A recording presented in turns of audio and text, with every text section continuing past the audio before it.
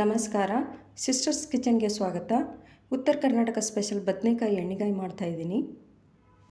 7-8 ಆಗಷ್ಟು ಬದನೆಕಾಯಿ ತೊಗೊಂಡಿದ್ದೀನಿ. ಒಂದು ಬದನೆಕಾಯಲ್ಲಿ 4 ಭಾಗ ಮಾಡಿಕೊಂಡು ನೀಟಾಗಿ ತೊಳೆದಿಟ್ಕೊಂಡಿದ್ದೀನಿ. ಒಂದು ಕಡಾಯಲ್ಲಿ 2 ಸ್ಪೂನ್ ಆಗಷ್ಟು ಎಣ್ಣೆ ಹಾಕ್ಕೊಂಡಿದ್ದೀನಿ. ಬದನೆಕಾಯಿ ಎಲ್ಲ ಹಾಕ್ಕೊಂಡಿದ್ದೀನಿ. 2 ನಿಮಿಷ ಎಣ್ಣೆಯಲ್ಲಿ ಫ್ರೈ ಮಾಡ್ಕೊತಾ ಇದ್ದೀನಿ. 2 ನಿಮಿಷ ಫ್ರೈ ಆಗಿದೆ, ತೆಗಿತಾ ಇದ್ದೀನಿ. ಇಷ್ಟಾದರೆ ಸಾಕು. ಶೇಂಗಾ ಅನ್ನ ಹುರಿದು ಸಿಪ್ಪೆ ತೆಗೆದು ಇಟ್ಕೊಂಡಿದ್ದೀನಿ. ಮಿಕ್ಸಿ ಜಾರಲ್ಲಿ ಹಾಕ್ತಾಯಿದ್ದೀನಿ. 1 ಬೌಲ್ ಆಗಷ್ಟು ತೊಗೊಂಡಿದ್ದೀನಿ. 1 ಸ್ಪೂನ್ ಆಗಷ್ಟು ಬಿಳಿ ಎಳ್ಳು ತೊಗೊಂಡು ಅದನ್ನು ಡ್ರೈ ರೋಸ್ಟ್ ಮಾಡಿ ಇಟ್ಕೊಂಡಿದ್ದೀನಿ. ಹಾಕ್ತಾಯಿದ್ದೀನಿ. ಬೆಳ್ಳುಳ್ಳಿ ತೊಗೊಂಡಿದ್ದೀನಿ. ಬೆಳ್ಳುಳ್ಳಿ ಹಾಕಿದ ನಂತರ ತರಿಯಾಗಿ ಪುಡಿ ಮಾಡಿ ಇಟ್ಕೋತಾ ಇದ್ದೀನಿ.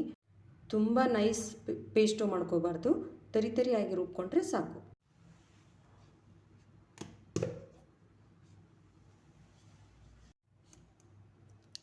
ತರಿಯಾಗಿ ರುಬ್ಕೊಂಡಿದ್ದೀನಿ.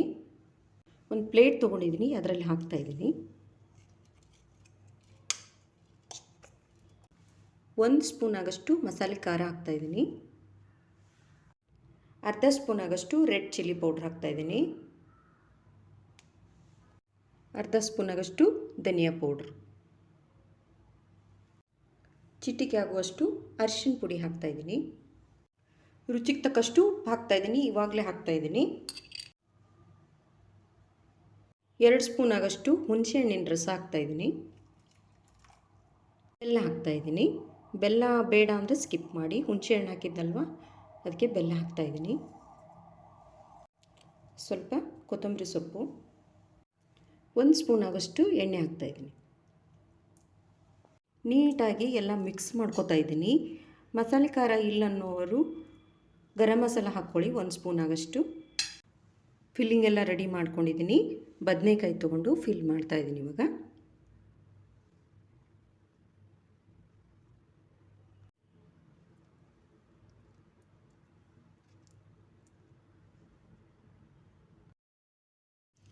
ಎಲ್ಲ ಬದನೆಕಾಯಿನೂ ಫಿಲ್ ಮಾಡಿ ಇಟ್ಕೊಂಡಿದ್ದೀನಿ. ಬದನೆಕಾಯಿ ಫ್ರೈ ಮಾಡಿ ಇಟ್ಕೊಂಡಿದ್ನಲ್ವ, ಅದೇ ಎಣ್ಣೆಯಲ್ಲಿ ಇನ್ನೊಂದು 2 ಸ್ಪೂನ್ ಎಣ್ಣೆ ಹಾಕ್ಕೊಂಡು ಸ್ವಲ್ಪ ಸಾಸಿವೆ ಜೀರಿಗೆ ಹಾಕ್ತಾಯಿದ್ದೀನಿ. ಸಾಸಿವೆ ಜೀರಿಗೆ ಎಲ್ಲ ಚಟಪಟ ಅಂತ ಇದೆ. 1 ಈರುಳ್ಳಿ, ದೊಡ್ಡದು ಈರುಳ್ಳಿ ತೊಗೊಂಡು ಸ್ಲೈಸಾಗಿ ಕಟ್ ಮಾಡಿ ಇಟ್ಕೊಂಡಿದ್ದೀನಿ, ಹಾಕ್ತಾಯಿದ್ದೀನಿ.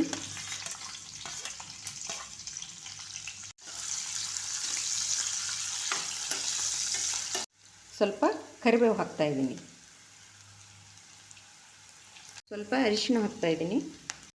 ಈರುಳ್ಳಿ ಎಲ್ಲ ಫ್ರೈ ಆಗ್ತಾಯಿದೆ. ಬದನೆಕಾಯಿ ಹಾಕ್ತಾಯಿದ್ದೀನಿ.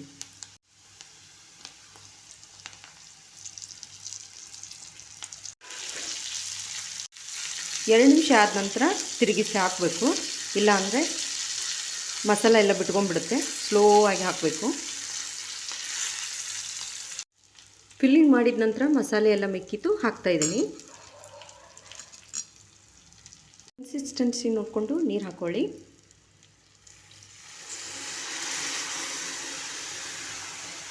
ನಿಮಗೇನಾದರೂ ಗಟ್ಟಿ ಬೇಕಂದರೆ ನೀರು ಕಡಿಮೆ ಹಾಕ್ಕೊಳ್ಳಿ. ಸ್ವಲ್ಪ ತೆಳು ಬೇಕಂದರೆ ನೀರು ಜಾಸ್ತಿ ಹಾಕ್ಕೊಳ್ಳಿ.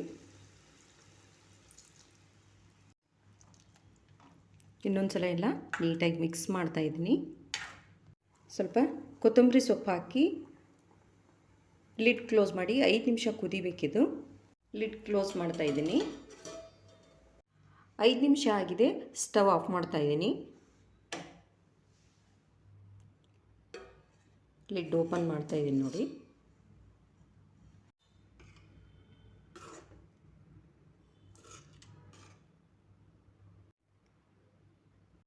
ಬದನೆಕಾಯಿ ಎಣ್ಣೆಗಾಯಿ ರೆಡಿಯಾಗಿದೆ.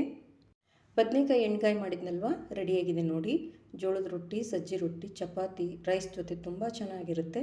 ನೀವೊಂದ್ಸಲ ಈ ಥರ ಟ್ರೈ ಮಾಡಿ. ಇಷ್ಟ ಆದರೆ ಲೈಕ್, ಶೇರ್, ಸಬ್ಸ್ಕ್ರೈಬ್ ಮಾಡಿ. Thank you.